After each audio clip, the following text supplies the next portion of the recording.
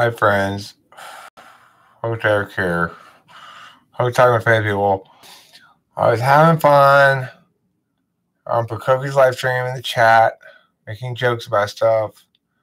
And then she's like, I don't want to live stream anymore. And she stopped. And so I was like, hey, I was chatting. What are you doing? So I decided to come live stream instead. Thank you, Francesca.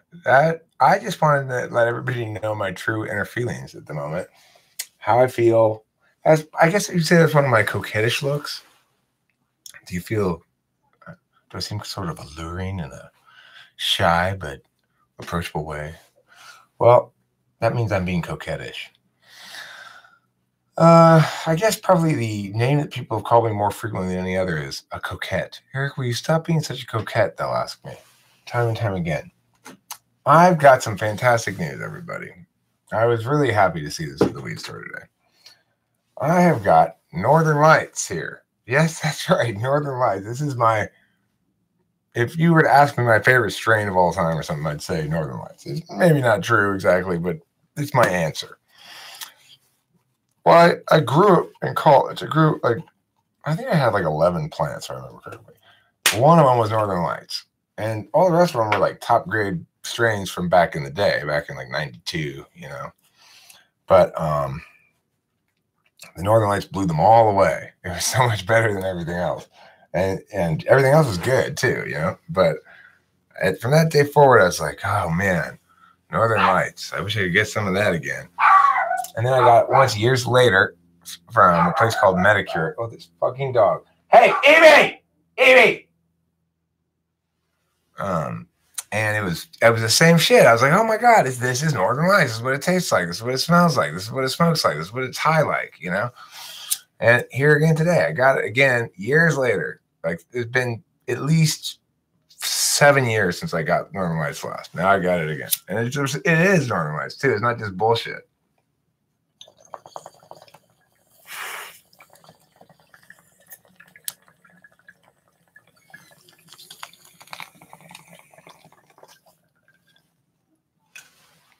Teacup Noir.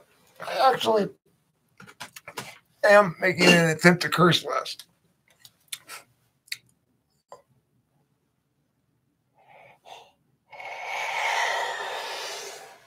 Smoking Northern Lights. The reason I'm making an attempt to curse less is because someone said they can't watch this channel when their kids are around because it gets too raunchy.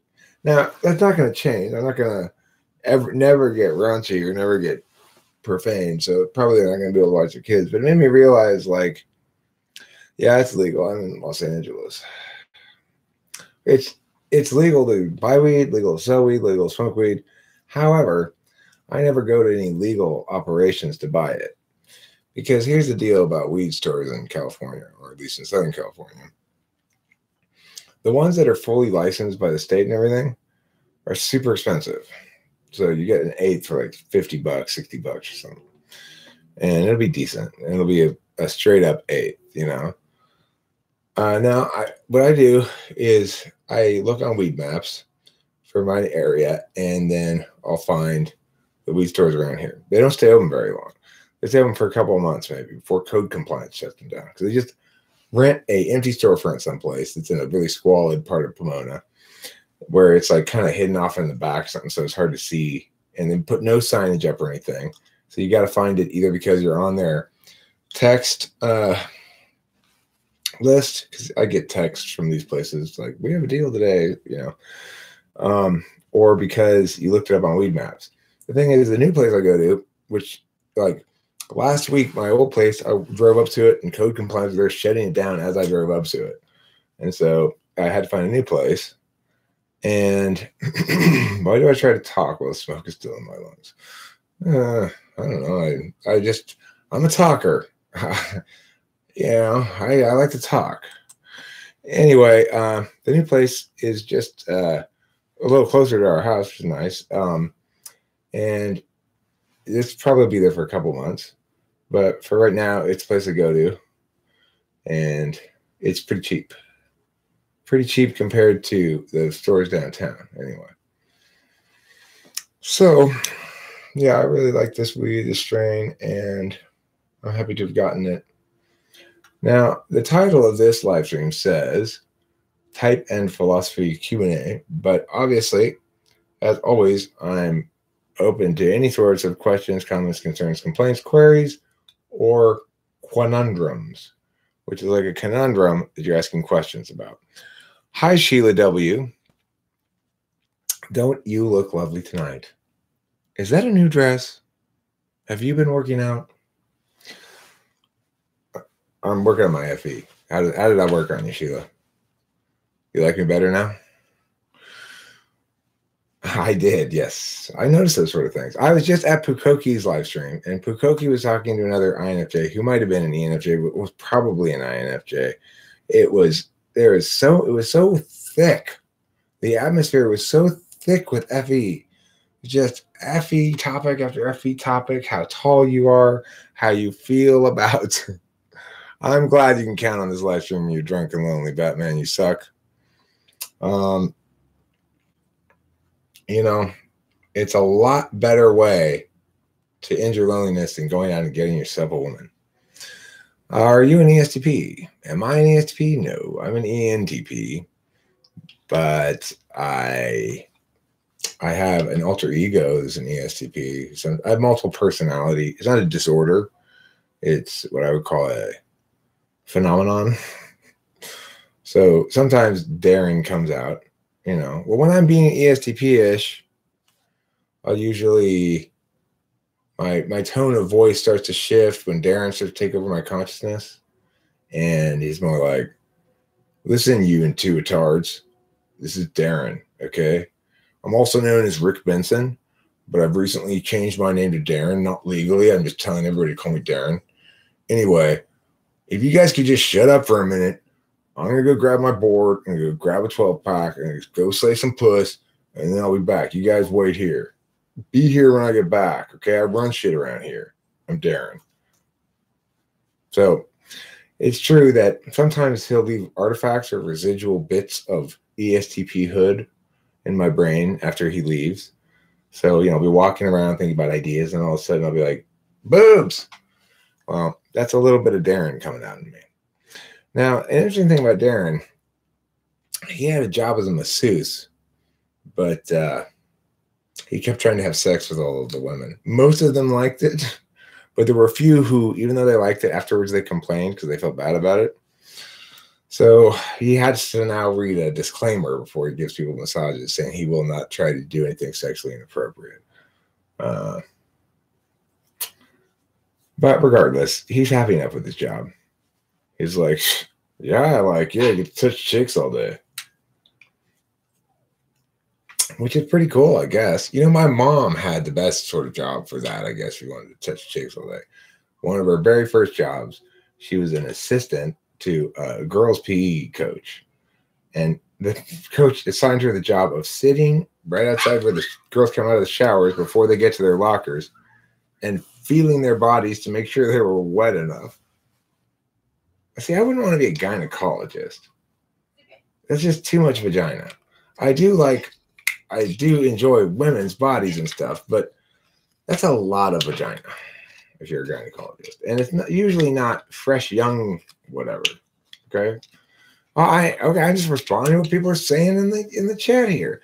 I'm not trying. Getting in trouble? I am getting in trouble. Teacup Noir is busting my chops. Someone needs to. She wants to know the philosophy of trouble. Somebody needs to bust your chops. Okay, philosophy of trouble, or the trouble with philosophy. Which question is more important? That is probably the most significant philosophical question of all. Is the philosophy of trouble... I'm surprised too, Brenna. I'm shocked, Brenna. I mean, I'm only the biggest name on YouTube. Hi, Sheila. Anyway, I think, actually, if you think about the word trouble, it has a substantial impact philosophically because it links directly into teleology. It's like, well, what's the purpose? You have to answer the question of trouble. You have to answer the question of purpose. Is this thing troubling to me or troublesome to me? Okay, I'd like to show everybody my TWFP t-shirt. It's very cute. anybody would like to buy TWFP t-shirts, You can email me and I'll give you the deets. The deets stands for details. It's something the young people say. Okay, so here's my email address. suartsire@gmail.com. And as always, my email address is my name backwards, Eric Strauss backwards. I also have a t-shirt with red on it. So Sean Smith, you say you're a philosopher? Shoot me some philosophy. What kind of philosophizing do you like to do? I have an album. I have multiple albums. I just don't really have albums to sell, like physical copies of them. What kind of philosophy do you like to do there, Sean Smith? The love of wisdom. Okay, well, what makes something wise? I do hair, Sheila. I think you know that. Normally my hair's like this. Is something wise because it's consistent with your goals? Or is something wise because it's consistent with some sort of moral imperative? Or is something wise because of its consistency with an aesthetic standard? Thick and fine, like my man. Oh, good night. Go practice. Have a pleasant evening. Don't forget to eat plenty of cheese, Stephanie Douglas. Practice makes perfect. She's practicing the xylophone tonight. She's switching instruments. We want to get a xylophone for the chicken. Okay. We got a xylophone. So, yeah, I'm asking Sean Smith then, what do you mean by wisdom? Do you relate it specifically to, is it effective for you? In other words, your own goals. Do you relate it to some sort of universal moral imperative? Do you relate it to aesthetics? Do you relate it to what? Because obviously, wisdom is one of those words that if you're going to talk meaningfully about it, you're going to have to spend a lot of time defining it first. Poetry wisdom. Well, I mean, I would distinguish. I think anytime you're going to talk about wisdom, you narrow it to a topic we can actually talk about, like poetry wisdom, which is a great narrowing. Reiki wisdom. We can distinguish it from wisdom from knowledge. So it's like I have a lot of knowledge about poetry in the sense that I know how to write clean metered verse. It's something that a lot of people struggle with or have trouble doing or don't know how to do. Let's just say, write 4 stanzas of Tinky Winky when you were a kid. Of iambic pentameter or iambic tetrameter or something like that. Okay, so the wisdom that I would have about poetry presumably would be skill. Well, what Brenda says basically, knowledge plus experience. But I would say skills that stem from sets of knowledge, linking them together, or plus practice using them is another way to say what Brent is saying, basically. So it's like when I first learned how to do metered verse, I wrote some good poems, and they probably got better as I wrote a little bit longer. But now let's get to the question of inspiration. So the fact is, some of my very first poems, and indeed even some of my first songs, or one of them, or a couple of them maybe, have stood the test of time. It's easier for me, a more native environment of media for me to write good poetry. So some of my early poems were probably just as good as some of my best later poems, even once I learned the technique. That's about intuition, inspiration, quote unquote, and not about experience. On the other hand, music's required a lot more experience in general. So I now believe myself to be a good songwriter, but it took me 20 years or so to become a pretty good songwriter, and then another couple of years to become what I now feel like I'm a good songwriter. You know, it's one of the hardest crafts I could imagine ever undertaking. But for me, that's just for me, because I recognize the fact that, yes, metered verse poetry that engages with linguistic rhythms and has a pattern and stuff is going to be really in my wheelhouse, more so even than music, because music requires a broader set of intuitional links or something. Hi, Jin, chaotically minimal. My songs are cute. I'll take it. Some of them are cute. I have a lot of, I mean, the thing is, for me, wisdom comes through failure is another key component. I don't think that one gets better without failing. That's my it's probably something linked specifically to extroverted intuition and NI ignoring.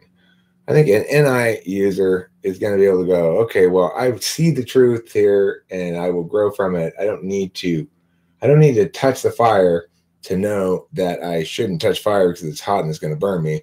I can know that without experiencing it. Experience comes from failure. Well, experience can come from success too. But I think that the more instructive experience comes from failure for sure. I'm technically a philosopher. I wouldn't classify myself as professional or anything. I guess a better way to put it, I like philosophy and I dive deep into reality stuff. So you can have experience with no wisdom, but not wisdom without experience. I think it's possible to have experiences that generate no wisdom. That's for sure. I think it's possible to have experiences that more or less don't relate or link to wisdom at all. Those such experiences will be, I mean, there's always going to be a terrible way to do anything, I guess. But for somebody like an SI Dom, somebody who's used to doing it the same way over and over again, the same thing day after day, and is most comfortable with that, there's probably a level of refinement in completing those sort of things that you do over and over again that people who are less habituated in their actions never really attain, or attain from way later from a different angle maybe. Wisdom is the amalgamation of truth and morals. Okay, well, first of all, truth is a tricky one, because we have to understand truth as either relative or absolute. Now, the way around that sort of is we say, well, it's relatively absolute, which is to say it's absolute relative to other defined objects. But that's really not a measurement of truth then. You're measuring essentially validity. You're saying the arguments are valid, the things are defined and have been confirmed as those definitions for the purposes of this calculation. Then really what you're confirming is its validity. Because you say, let's not question the actual truth of these claims or statements. Let's afford them the status of truth for the purposes of this argument. There are other kinds of facts or background information that we all sort of natively afford the status of truth so that communication can happen. We don't try to challenge people on, well, first, before I'm going to talk to you any further, prove to me you're alive. There's no reason to do that. Hand and stove is a good one, but too simple. This is philosophy. Yeah, okay. Well, I mean, it is a simple example, but sometimes simple examples are good. My problem tends to be I'm too complicated, not intentionally. I try to be as clear and I try to reduce jargon. I just have a lot of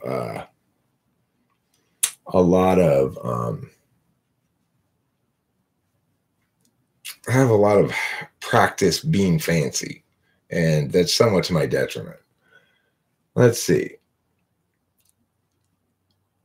Knowledge is separated by wisdom, completely by experience. Someone tells you not to put hand on stove equals knowledge. Put hand on stove and burn equals wisdom. Well, that's one way it's used for sure. That's true. People will go, well, you knew before, but you weren't wise about it because you hadn't been burned. People will certainly use it in that fashion. I think avoidance of failure will result in a skewed and one-dimensional perspective of whatever outcome. I think so too, and I think I see it a lot in Kimberly, her avoidance of failure. But I suspect it's true of all the knowing types.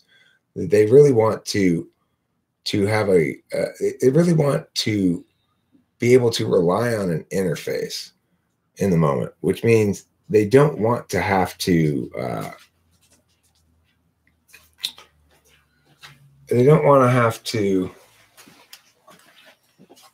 I guess, hold on, I lost my train of thought a little bit here.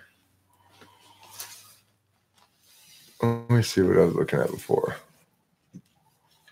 I think avoids of skewed one.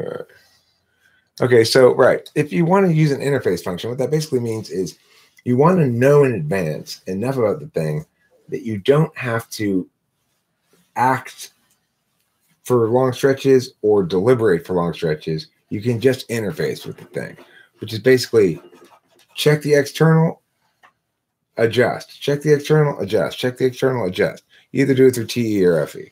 If you're an extroverted thinker, you check the external, which is the thing you're working on, the problem you're addressing, the specifics of it.